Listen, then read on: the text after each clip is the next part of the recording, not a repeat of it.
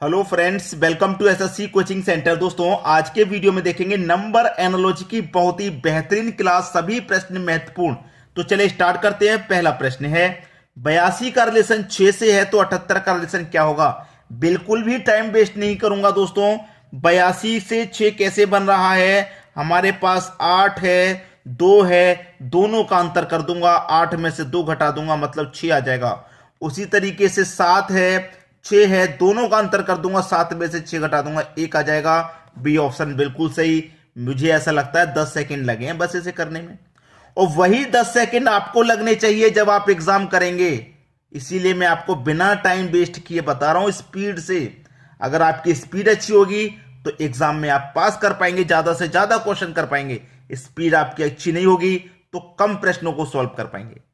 इसीलिए कहता हूं स्पीड बढ़ाइए अपनी स्पीड को। कैसे बढ़ेगी स्पीड?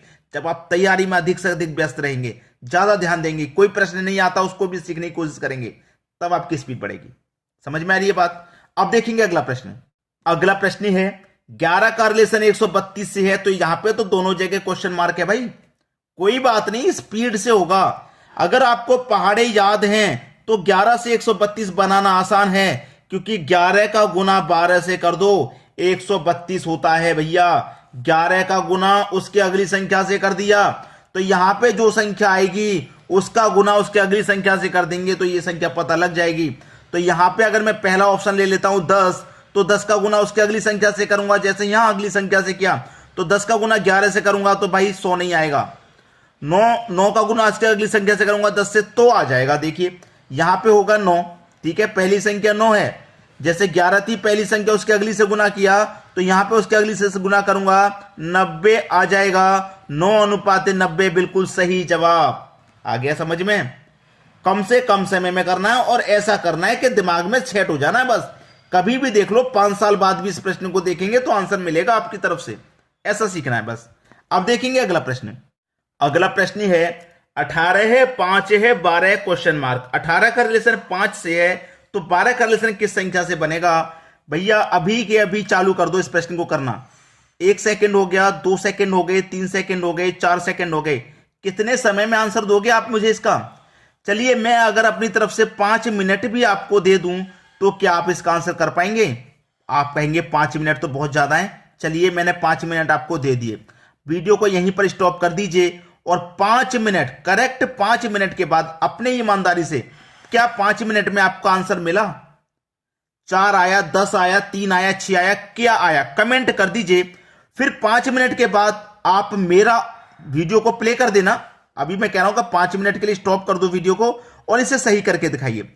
अगर 5 मिनट में नहीं हो पाया तो वीडियो को प्ले करिए, फिर मेरा आंसर देखिए क्या है। ठीक है, बात मंजूर है? स्टार्ट कर दीजिए। अब मैं अपना क्वेश्चन करके दिखाता हूं। यहां पे क्या है मेरा 18, जबकि 18 होता है 6 गुने 3 18 होता है। 18 होता है। और ये जो 6 है, मैं इस 6 को क्या लिख सकता हूं? 5 + 1 6 होता है, और गुने 3 18 हो गया। तो ये जो 5 है ना, यही 5 तो मेरा यहां पे आया है। उसी फॉर्म में इसको करिए, ठीक है, इसको भी करेंगे। तो 4 त्रिका 12 होता है।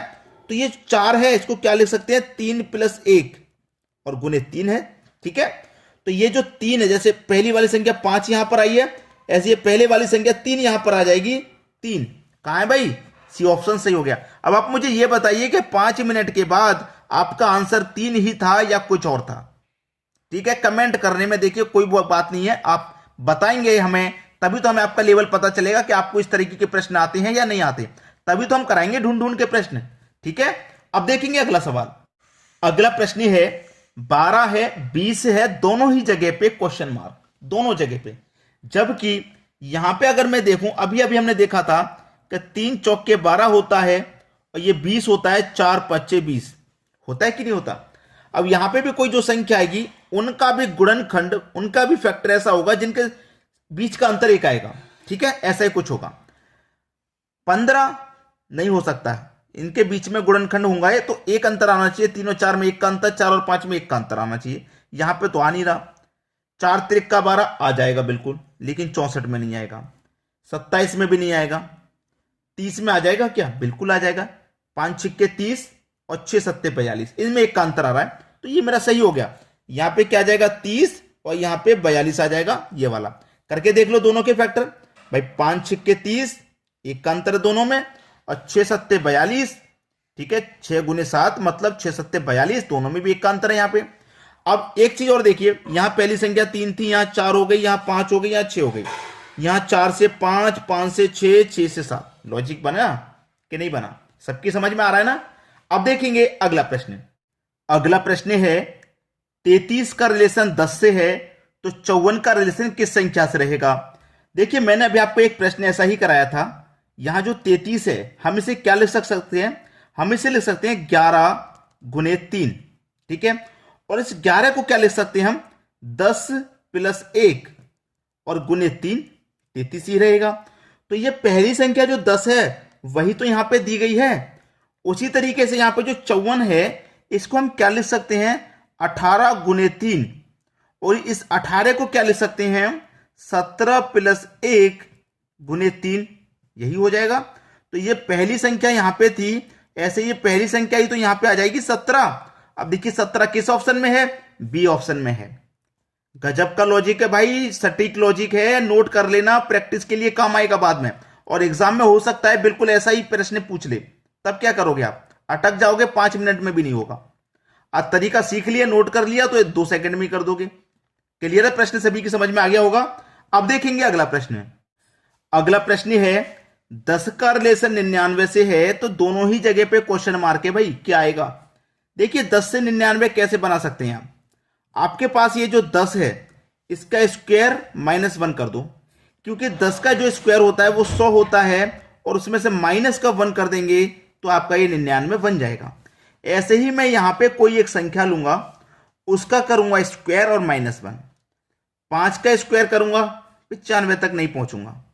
8 का स्क्वायर करूंगा 64, -1 करूंगा 63, ये बन जाएगा। अगर मैं यहां पे 8 रखूं, 8 का स्क्वायर -1 करूंगा स्क्वायर में से, तो 8 का स्क्वायर 64 और माइनस का करूंगा 1, तो मुझे कितना मिलेगा? 63। और 63 ही यहां पे दूसरी संख्या दी गई है, तो यहां 63 आ जाएगा और यहां पे 8 आ जाएगा।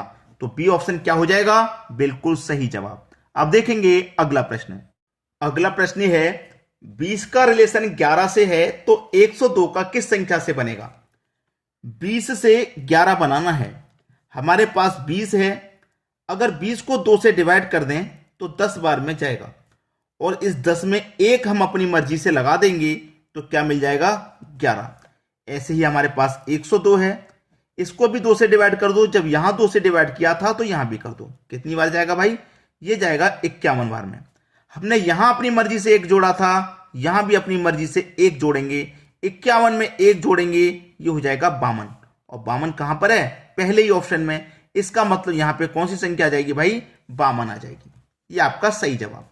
अब देखते हैं अगला प्रश्न। अगला प्रश्न है, प्रश्न में यहां पे बड़ी बड़ी संख्याएं हैं। जब इस तरीके से बड़ी बड़ी संख्याएं होती हैं तो हम करते क्या है कि पहली संख्या का रिलेशन पहली से, तो 6 से 5 हो गया मतलब 1 माइनस, दूसरी का दूसरी से बनाओ। 4 से 3 हो गया मतलब 1 माइनस हुआ, तीसरी का तीसरी से बनाओ। 1 से 0 हो गया मतलब 1 माइनस, लास्ट वाली का लास्ट से बनाओ। 5 से 4 हो गया मतलब का 1 माइनस।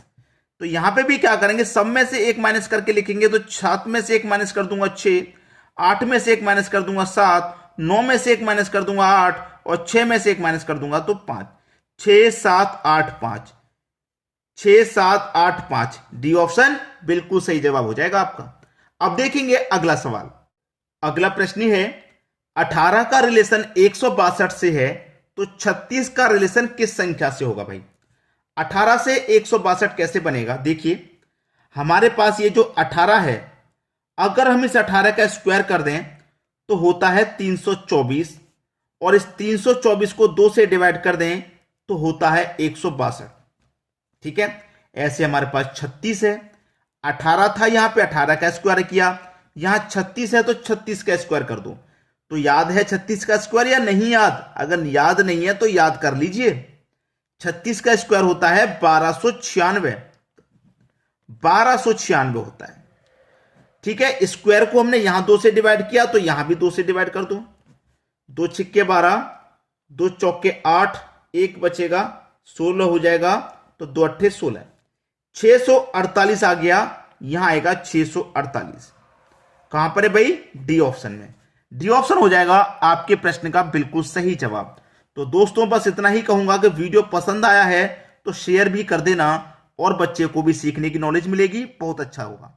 ठीक है दोस्तों, धन्यवाद।